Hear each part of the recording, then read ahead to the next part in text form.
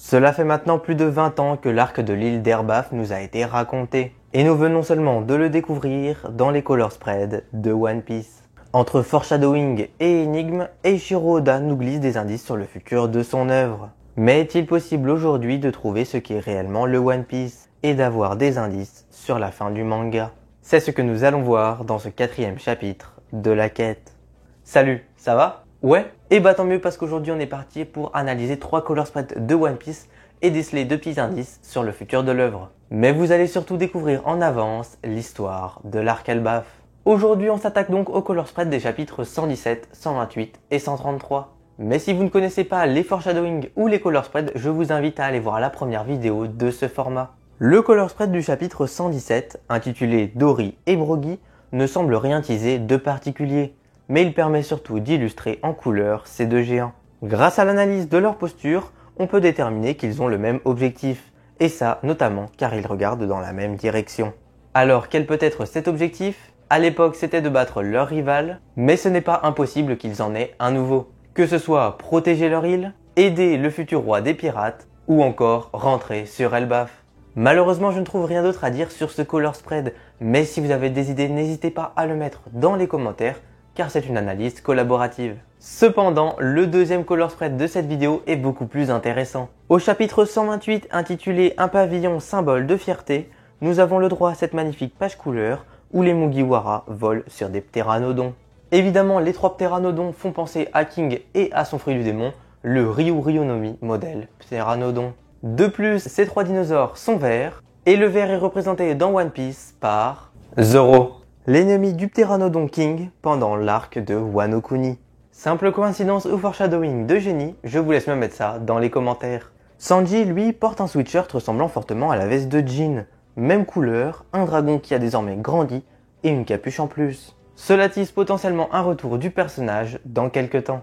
Dessous le logo One Piece, il est écrit Stand up if you wanna fight, ce qui veut dire en français lève-toi si tu veux te battre. Cette phrase peut faire référence à l'esprit shonen, présent dans beaucoup de mangas, qui est de toujours se relever et de se battre pour ce que l'on veut. Le dernier détail que j'ai repéré est lié à Nami et Sanji. En effet, nous pouvons voir les 2 poignets de tous les personnages, sauf le poignet droit de Sanji. En observant bien, on remarque que seuls Nami et Sanji possèdent un bracelet au poignet. Tous les deux à celui de gauche et de couleur orange. Cette couleur représente beaucoup pour Nami. Sa couleur de cheveux, le nom du village où on l'a découverte pour la première fois, et la couleur de son aliment préféré. Ce fameux bracelet que Nami porte tout le temps est en fait un cadeau de sa sœur Nojiko, qu'elle lui a fait juste avant qu'elle rejoigne les Mugiwara. On peut d'ailleurs voir ce moment dans l'épisode spécial sur Nami, les larmes d'une navigatrice et les liens d'amitié. Mais alors, pourquoi Sanji possède-t-il le même bracelet? Pour nous teaser un futur lien entre les deux, une relation amoureuse, ou encore leur mort? Cela reste un mystère. Mais c'est maintenant que l'on attaque les choses vraiment intéressantes. Le dernier et le plus intéressant des color spreads de cette vidéo est celui du chapitre 133, intitulé Aventure dans un pays sans nom. Nous pouvons y voir Luffy, Sanji et Nami sur une barque en pleine neige, ainsi qu'un gros serpent bizarre. Pour commencer, nous avons Sanji qui picole. On ne peut pas déterminer exactement la nature du liquide, mais c'est probablement du vin. Cependant, imaginons que ce soit du sang. Sanji aura-t-il un lien avec un vampire? Ou bien est-ce un teasing de sa sœur Reiju capable d'aspirer un liquide, le poison, du corps de quelqu'un afin de le consommer? Mais ce sang peut également faire référence au serpent rouge de sang, mentionné par Dory et Brogy sur l'île de Little Garden. Ce serpent originaire d'Elbaf serait suffisamment résistant pour ne pas avoir à craindre les armes des géants. Il est donc fort possible que le jour où les Mugiwara se rendront sur Elbaf, Sanji fasse la rencontre de ce fameux serpent rouge de sang. Sur la fameuse bouteille que tient Sanji, nous pouvons voir écrit R&R. Cela signifie en anglais Rest and Recreation ou Rest and Relaxation, abréviation utilisée lorsque l'on se repose en ne faisant rien. Mais nous pouvons également voir sur la veste de Sanji le chiffre 59, représentant en japonais le mot cook, la nourriture. Petit clin d'œil amusant pour notre chef cuisinier. Du côté de Nami, on la voit écrire quelque chose avec une plume, qui ressemble plus à une aile de Chandia, les habitants des îles célestes. Mais Nami semble plutôt regarder son log pose. Pour aller où me direz-vous? Eh bien, à Elbaf. J'en ai parlé précédemment avec Sanji, mais ce color spread a de nombreux liens avec cette île. Mais alors, pourquoi Elbaf? Eh bien parce que nos 3 Mugiwara sont sur un drakkar. En effet, on peut observer une figure de proue et des motifs très semblables à ceux des bateaux vikings, et donc de ceux des géants.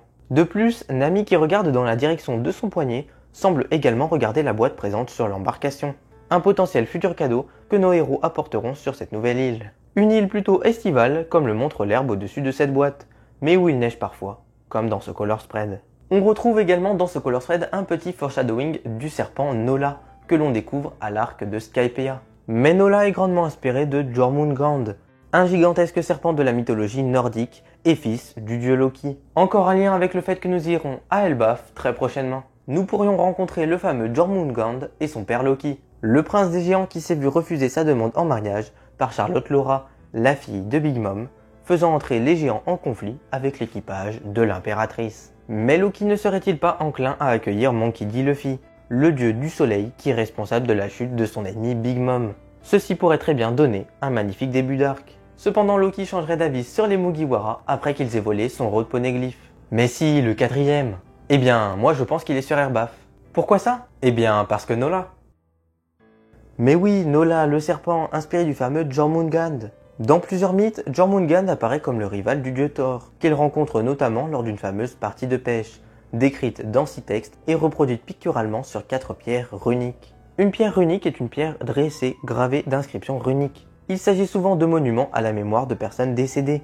Ces 4 pierres runiques ne font-elles pas référence aux 4 Road Poneglyphs? Des monuments écrits avec un alphabet ancien à la mémoire du siècle oublié, de personnages emblématiques comme Joy Boy et d'une mystérieuse île. Mais que diriez-vous de voir Shanks et U-Rouge au cours de l'arc Elbaf? Comment ça? Vous ne me croyez pas? C'est pourtant clair. U-Rouge, un personnage de la corpulence d'un géant, avec des ailes similaires à celles que Nami utilise pour écrire, et un nom de la même couleur que le liquide que boit Sanji. Tout laisse penser que nous découvrirons le dernier membre des Supernovas sur l'île d'Elbaf. Un personnage mystérieux qui s'est introduit chez Big Mom pour lui dérober son Road Poneglyph, et qui serait tenté de faire la même chose avec celui du prince Loki. Et du côté de Shanks alors, ne serait-il pas cohérent de voir le seul personnage possédant un Drakkar comme bateau principal sur l'île des Vikings? Et quel est son nom en plus? Red Force, faisant un lien direct avec la couleur du liquide que boit Sanji. N'est-ce pas magnifique? Mais alors, si tout ça est vrai, il ne nous reste plus qu'un mystère à élucider. Que fait Luffy sur ce color spread? C'est tout simple, le nouvel empereur, comme dit précédemment, sera invité par le prince des géants, le dieu Loki en personne, pour le remercier. Luffy prendra la mer sur son bateau, accompagné de ses fidèles camarades, qui se retrouveront séparés par des circonstances plutôt habituelles. Accompagné de Nami, Sanji et d'un cadeau de remerciement pour le roi, Luffy demandera son chemin à une créature encore nouvelle, en lui montrant sa lettre d'invitation. Alors, qu'avez-vous pensé de cette incroyable découverte? Est-ce que ces suppositions sont possibles selon vous? Je vous laisse me mettre vos théories en commentaire. Sur ce, c'était Mythos, j'espère que vous avez aimé la vidéo. Prenez bien soin de vous, salut!